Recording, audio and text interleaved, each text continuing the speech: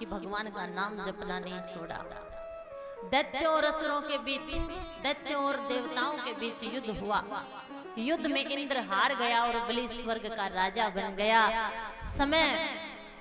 समय करा दे नरके कर ले समय आवणी जानी, और समय पे प्यारा धोखा दे जा समय बदल जा वाणी। समय का पहिया चलता है और इस समय के पहिए के साथ व्यक्ति का भाग्य बदलता था। आज इंद्र राजा था, आज बलि राजा बन गया। बोलना पड़ेगा महाराज। और दैत्यों के जो गुरुजी हैं शुक्राचार्य, राजा बलि से शुक्राचार्य जी कहते हैं कि बेटा अगर हमेशा के लिए स्वर्ग का राज्य तुझे चाहिए तो नर्मदा के किनारे यज्ञ करो। और यज्ञ का आपके जीवन में क्या महत्व है ये कथा में बड़ी अच्छी तरह बताया है। देखिए, आप जब भी यज्ञ में बैठो, स्वाहा नाम की पुत्री है जो यज्ञ भगवान को ब्याई गई है, और जब भी तुम यज्ञ में बैठो तो 2 उंगलियां और ये अंगूठा, बोलना पड़ेगा महाराज। जो भी सामग्री है उसको स्वाहा के साथ छोड़िए, क्योंकि देवताओं को स्वाहा उनके माध्यम से ही वो सामग्री मिलेगी। तुम यज्ञ में बैठते हो तो सबसे पहले तो ऐसे बैठिए आराम से, जैसे हम बैठे, बोलना पड़ेगा महाराज, आराम से बिल्कुल।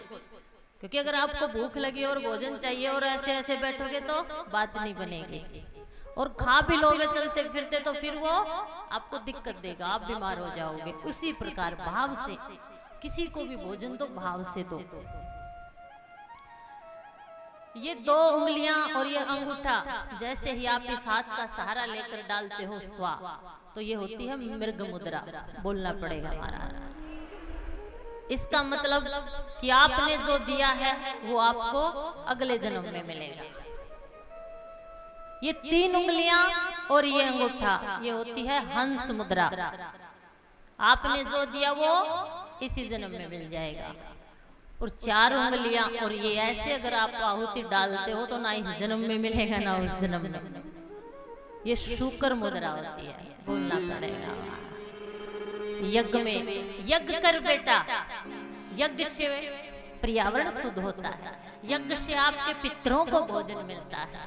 तुम चाहती हो तुम्हारे घर में पितृ दोष दूर हो तो माताओं से प्रार्थना भोजन बना के अग्नि पर भोग दिया करो, क्योंकि सूक्ष्म रूप में विराजमान उन पितरों को भोजन ऐसे ही मिलता है, बोलना पड़ेगा महाराज। कुछ बुजुर्ग यहाँ बैठे होंगे या कुछ माताएं ऐसे बैठी होंगी, जो बुजुर्ग माताएं होती थी वो भोजन बना के सबसे पहले कुछ मीठा लगा के अग्नि पे भोग देती थी। शुक्राचार्य जी ने कहा बेटा यज्ञ कर, 100 यज्ञ कर, और 100 यज्ञ करेगा तो स्वर्ग का राज्य तुझे मिलेगा। शुक्राचार्य दैत्यों के गुरुजी थे, और जिसने भी अपने यज्ञ जीवन में यज्ञ किया है वो किसी भूखे को भोजन कराना भी यज्ञ है, बोलना पड़ेगा हमारा। जरूरी नहीं कि तुम एक बड़ा प्रोग्राम करो, अगर एक भूखा है और आज तुमने भोजन खिला दिया तो वो भी एक पुण्य का काम है। गुरु की आज्ञा मानकर बलि राजा नर्मदा के किनारे यज्ञ करने लगा भक्तों। और इधर इंद्र जब स्वर्ग से पतित हुआ तो दिति और अदिति कश्यप भगवान की 2 पत्नियां थी। दिति वेद शास्त्रों का पालन नहीं करती थी, माँ अदिति वेद शास्त्रों का अनुसरण करती थी। संध्या काल में माँ दिति ने ऋषि कश्यप से प्रार्थना की, और उस समय दोनों का मिलन हुआ तो दिति से राक्षस और माँ अदिति से देवता पैदा हुए, बोलना पड़ेगा हमारा। ये भी शायद कल कथा में हमने आपको स्पष्ट रूप से बता दिया कि समय का सदुपयोग करिए। अब अदिति माँ परेशान हुई क्योंकि उसका पुत्र इंद्र स्वर्ग से पतित हुआ। पति से प्रार्थना की तो कश्यप ऋषि ने पयोव्रत नाम की विधि बताई है। फागुन की एकादशी से लेकर त्रयोदशी तक 11 दिन अपनी पत्नी अदिति से कहते हैं कि इस व्रत का पारण करो, जमीन पर शयन करो, भगवान की पूजा नियम सब बताया है। और माँ अदिति ने ऐसा ही किया है तो उनके गर्भ से भाद्र मास में वामन भगवान का प्राकट्य हुआ है। बोलिए वामन भगवान की। हमारे वेद, हमारे शास्त्र, हमारी रामायण, हमारी गीता, हमारी भागवत बैठ के पढ़ा करो या बच्चों से पढ़वाया करो। हर उपाय लिखा हुआ है। अच्छा पुत्र, अच्छी पुत्री, आपके घर में जो भी वस्तु चाहिए वो इन वेद शास्त्रों में लिखी हुई है, लेकिन पढ़े कौन? बोलना पड़ेगा महाराज।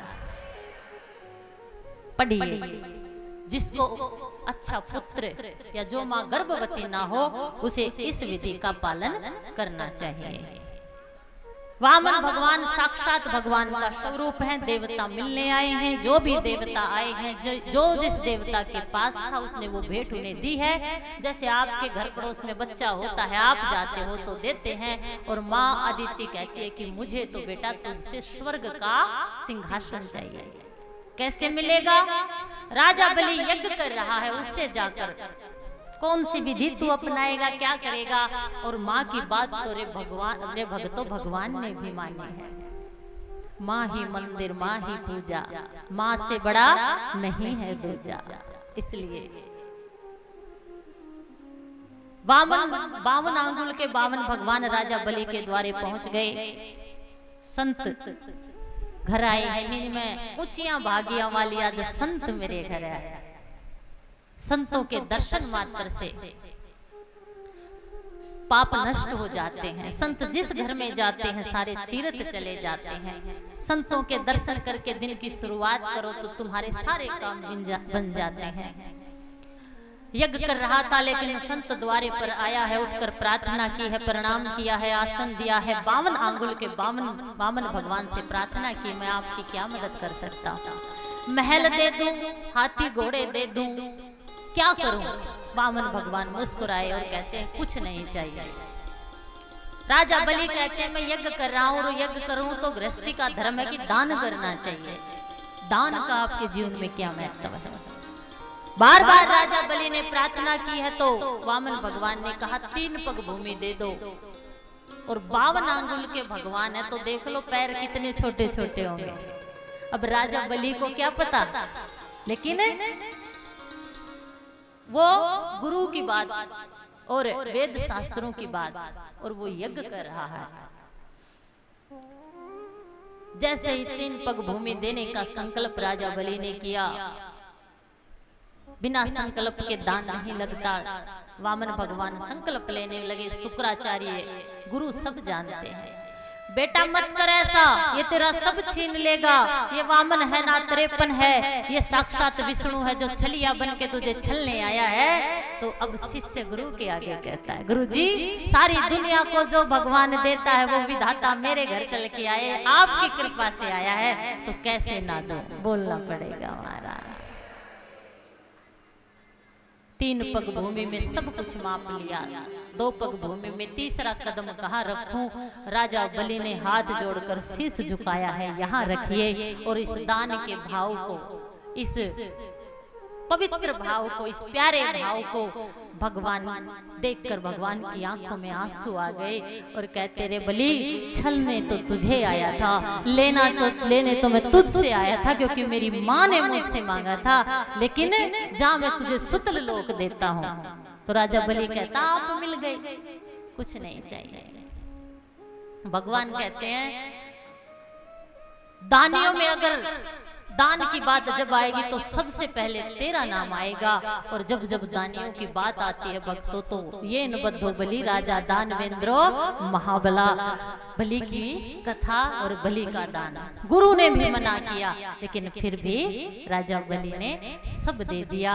प्रभु सुतल लोक तब लूंगा जब आप मेरे पहरेदार हो जाओगे। धन संपदा देकर लोक देकर राजा बलि ने भगवान को पहरेदार के रूप में पा लिया। बोलना पड़ेगा महाराज। दान की जीवन में बड़ी महिमा है। जो दान देता है उसका यश फैलता है, जो दान देता है उसके जीवन में शांति रहती है। जो अपनी कमाई में से 10वां हिस्सा संत सेवा, गुरु सेवा, यज्ञ, भगवत पुराण, गरीबों की सेवा, इंसानियत की सेवा में लगा देता है, उसके घर में बीमारी नहीं आती। बोलना पड़े हो